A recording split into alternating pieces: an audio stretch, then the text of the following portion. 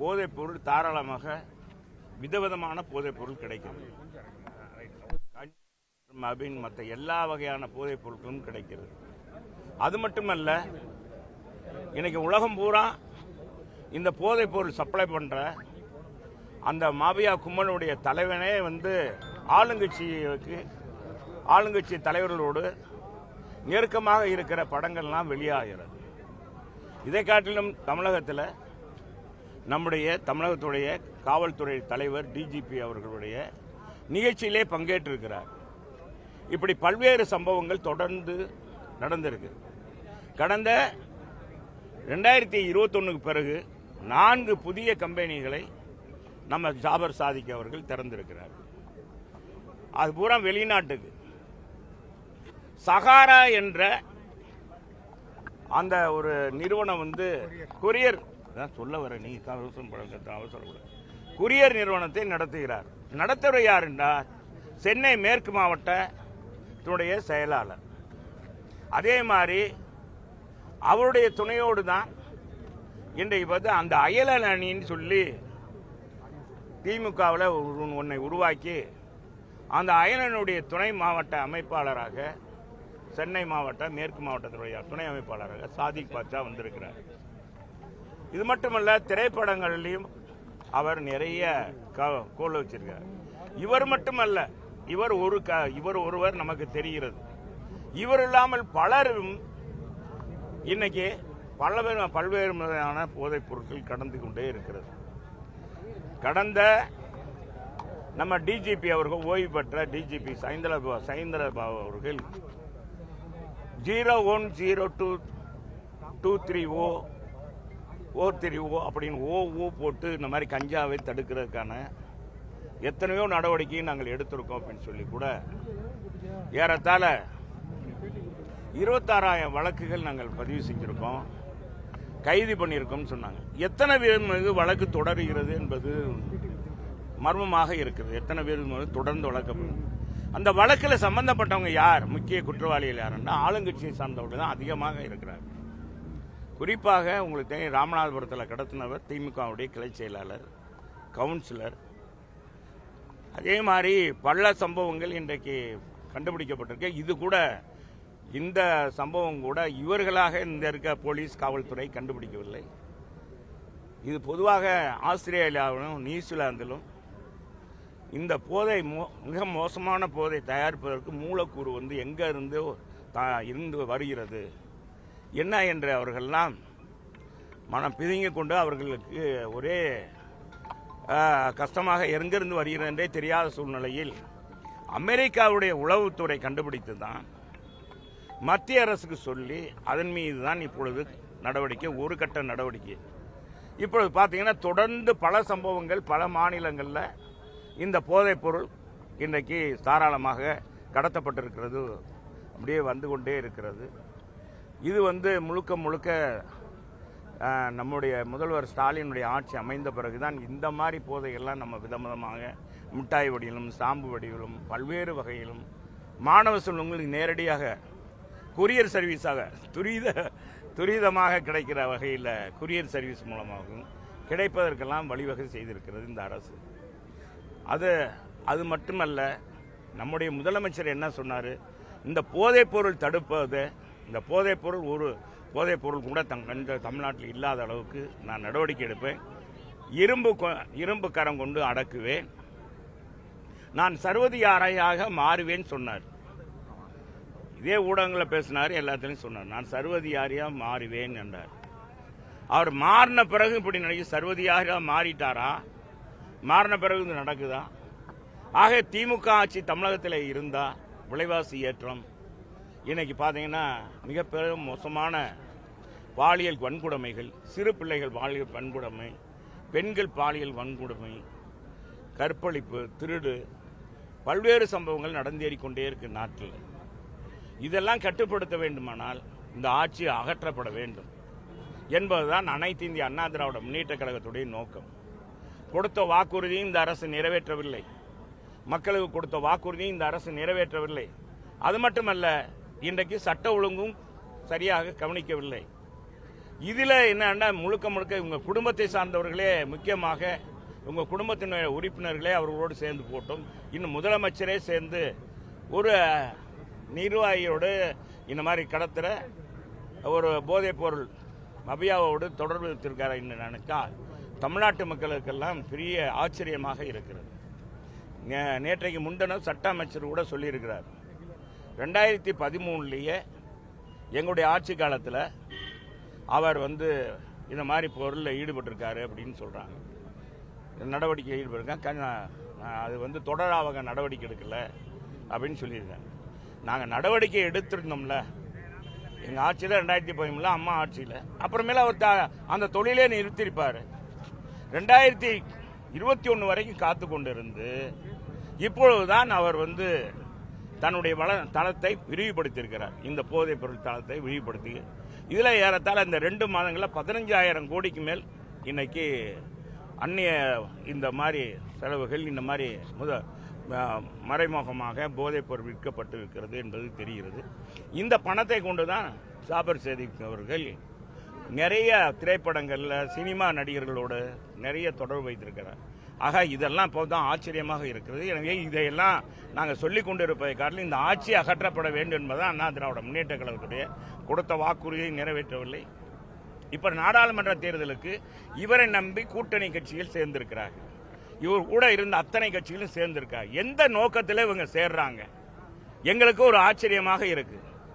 இந்த போராட்டத்துக்கே பிறந்த Marxist communist கட்சி பட்டியல மக்களுக்காக பாடுபடுறதுக்காக தோன்றப்பட்ட நம்முடைய அன்பு சகோதரர் திருமாவளவன் போன்ற சகோதரர்கள் எல்லாம் பார்த்தீங்கன்னா நினைக்கும் போதே வேதனையாக இருக்கிறது. இவர்களாம் இந்த பட்டியலின மாணவியும் மானபங்கப்படுத்தப்பட்டு கொடுமைப்படுத்தப்பட்ட கொடுமையும் இன்னைக்கு இருந்திருக்குது. பொதுவாகவே இந்த அரசு போதை ஆசாமிகளுக்கெல்லாம் அடிமையாக இருக்கிறது. எனவே இதை தடுக்க வேண்டுமானால் இந்த ஆட்சி அப்புறப்படுத்த வேண்டும் என்ற ஒரே முழக்கத்தை இன்னைக்கு அண்ணா திராவிட முன்னேற்ற கழகம் தமிழகம் முழுவதும் எங்களுடைய கழகத்துடைய பொதுச் செயலாளர் நாளைய தமிழ் மக்களுடைய எதிர்பார்ப்பாக இருக்கக்கூடிய 4.5 ஆண்டு காலம் சிறந்த ஆட்சி கொடுத்த எங்கள் அம்மா ஆட்சி சேர்த்து 10 ஆண்டுகள் தமிழகத்திலே அமைதி பூங்காக இருந்த தமிழ்நாடு, எல்லா துறையிலும் முன்னிலைய மாநிலமாக இருந்த மாநிலம் இன்றைக்கு போதைப்பொருள் மாநிலமாக உலக அளவுக்கு கொடிகட்டி பறக்கிற மாநிலமாக இன்னைக்கு அமெரிக்க உளவுத்துறை சொல்லி அதன் மீது நடவடிக்கிற ஒரு மாநிலமாக இந்த மாநிலம் மாறியிருக்கு. 2G அலைக்கற்றை ஊழலில் தமிழனுடைய மானம் கலங்கப்பட்டது. அதுக்கடுத்து இப்பொழுது நம்முடைய மானம் கலங்கப்பட்டிருக்கிறது. எனவே இப்படி தமிழனுடைய மானம் காக்கப்பட வேண்டுமானால், நம்முடைய உரிமை மீட்டெடுக்க வேண்டுமானால், தமிழ்நாடு அமைதி பூங்காக இருக்க வேண்டுமானால் இந்த திமுக அரசை உடனடியாக அப்புறப்படுத்த வேண்டும் என்ற நோக்கம். திமுக மேல எவ்வளவு புகார் சொன்னாலும் 2026 வரைக்கும் வெயிட் பண்ண தானே வேணும் தேர்தல். அது வரைக்கும் அவங்களுக்கான காலம் இருக்கு. அப்படியாக பார்த்துக்கணும். எத்தனையோ இது திராவிட முன்னேற்ற கழகம் பல 6 முறை ஆட்சியில் இருந்துங்க. அவங்க அப்பாவும் பல முறை அவங்களுடைய இந்த மாதிரி மோசமான நடவடிக்கைகள், ஊழல், லஞ்ச ஊழல், அந்நியருக்கு காட்டி கொடுத்தது, இந்த மாதிரி பல சம்பவங்கள் மூலமாக திராவிட முன்னேற்ற கழகம் ஆட்சி கலைக்கப்பட்டிருக்கு. மறுமுறை கலைக்கப்பட்ட ஆட்சி உண்மையிலேயே தவறு. கலைஞர் ஆட்சியில் கலைஞர் நல்லா தான் ஆட்சி செய்தார்னு சொல்லி மக்கள் திரும்ப அவரை வாக்களிக்கல. நிச்சயமாக அது மாதிரி தான் நடந்திருக்குன்னு சொல்லி மக்கள் அண்ணா திராவிட முன்னேற்ற கழகத்தை ஆட்சியில் அமர்த்தினாங்க. இது வரலாறு இருக்கு. எனவே 26 வரைக்கும் நம்ம வெயிட் பண்ண வேணும். அதை காட்டிலும் இப்போ நாடாளுமன்ற தேர்தலில் மக்களை ஏமாற்ற இந்த கூட்டணி கட்சிகள்லாம் இன்றைக்கு ஒரு சில சீட்டுக்காக இந்த மாதிரி போயிருக்காங்கன்னா உண்மையிலே தமிழ் மக்கள் ஏற்றுக்கொள்வார்களா?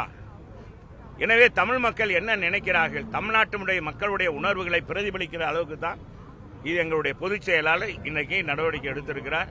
விவசாயிகள் தோழனாக, பாட்டாளி வர்க்கத்தின் பண்பாளராக, எங்களுடைய மாணவ செல்வங்களுடைய எதிர்காலத்தை, என்னுடைய வாழ்க்கையை, நம்பிக்கையை கெடுத்துடக்கூடாது, சூனியமாகக்கூடாது. இது அப்துல் கலாம், நம்ம டாக்டர் அப்துல் கலாமுடைய கனவு. இந்தியா ஒரு வல்லரசாக மாற வேண்டுமானால் இந்த இளைஞர்கள், தமிழ்நாட்டில் இந்தியாவில் இருக்கிற இளைஞர்கள் வீறு கொண்டே எழ வேண்டும், கனவு காண வேண்டும் என்றால் அந்த கனவு காணுகின்ற இளைஞர்களை இன்னைக்கு போதையில் தள்ளாடுகிற அளவுக்கு செய்திருக்க இந்த அரசை கண்டிக்க வேண்டும், இந்த அரசை அப்புறப்படுத்த வேண்டும் என்பதுதான் எங்களுடைய நோக்கம். கொஞ்சம் நிப்பாட்டுங்க.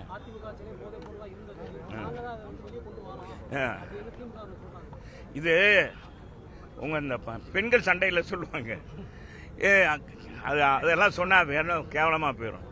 இன்னைக்கு இவ்வளவு தூரம் கேவலப்பட்டு அசிங்கப்பட்ட பிறகு இன்னைக்கு ஒரு அமைச்சரை விட்டு அவர் சட்டத்துறை அமைச்சரை ஏங்க 2013 நாங்கள் நடவடிக்கை எடுத்தோம், அப்படிப்பட்டவரை எப்படிங்க நிர்வாகியாக போட்டாங்க?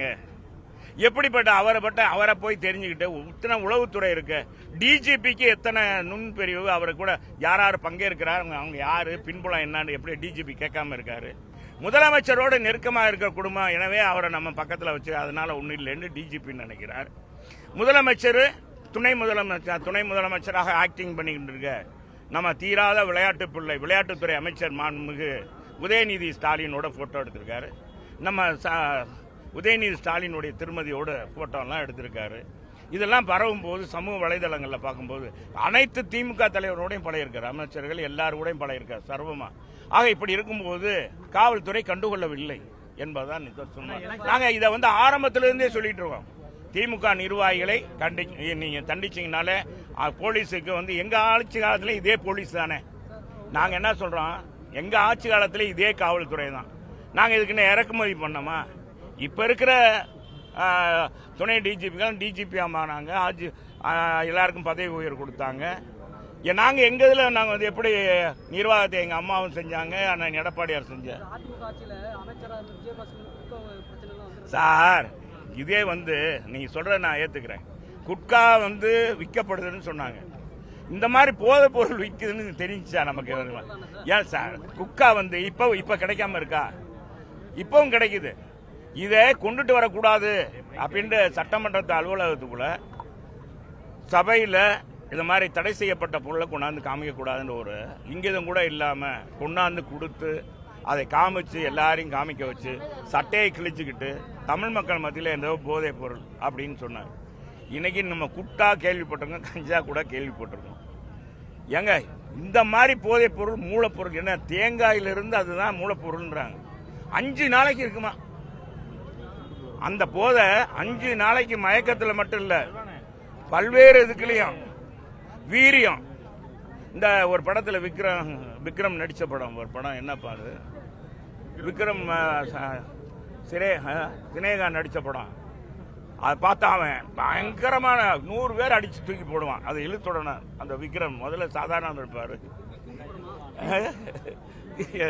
அந்த விஜய் சேதுபதி இல்லப்ப கிங்கு இது அது இப்படி படங்கள்லாம் இப்பதான் வருது. இன்னொரு இவர் விக்ரம் நடிச்சிருப்பாரு அப்படின்னு ஒரு இந்த நம்ம இதுக்கா இழுப்பாங்க. அவன் மூக்கில் சளி பிடிச்சது, அலர்ஜி வந்துச்சுன்னா அந்த இது பண்றது அது மாதிரி ஒரு இது இப்படி பிடிச்சிட்டு இருப்பார். பாத்தீங்கன்னா வெறி கொண்டுருவாரு. கடைசியில என்ன செய்வாங்க, இருமுகம் பாருங்க, இருமுகம் அவரு கூட அவருக்கு தெரியுது இல்லங்க. இருமுகம் அந்த படத்துல மாதிரி அதெல்லாம் ஒரு கருவு. இதுக்கெல்லாம் கருவுக்கு தளம் நம்ம சாபர் சாதிக்கு தான். இந்த சொல்லி அதை முடிச்சு கடைசியா பாத்தீங்கன்னா அந்த விக்ரம் கதாநாயகன் அவன் இறந்துருவான், வில்லன் இறந்துருவாங்க. கடைசியில தன் துணைவியை கூட்டிட்டு போவார். அதை இழுத்துட்டு வா எத்தனை குழந்தை வேணும் அப்படின்ற அப்படின்னு ஒரு படத்தில் அப்படி முடிப்பாங்க. பார்த்துருக்கீங்களா? என்னப்பா இளைஞர்களா இதெல்லாம் பார்க்காம இருக்கீங்க? அது பாருங்க, சொல்லுங்க.